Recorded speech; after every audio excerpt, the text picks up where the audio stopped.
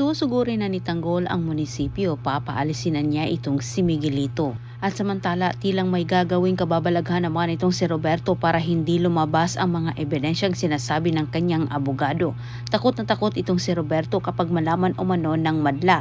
Siguradong makukulong si Jackie at Miguelito.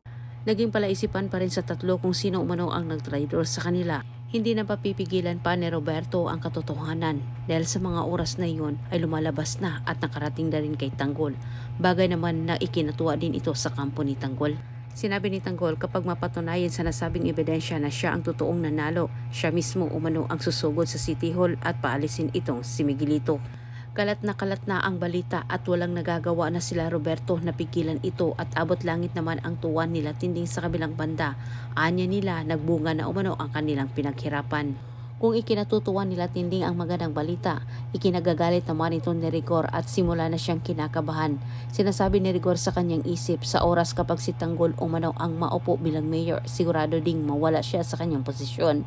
Minabadali ngayon ni Rigor ang paghahanap kala Tanggol at Ramon. Anya kailangan umano niyang mapigilan itong si Tanggol na maupo sa kanyang posisyon dahil sigurado siya ay mawawala umano sa kanyang kapangyarihan ngayon.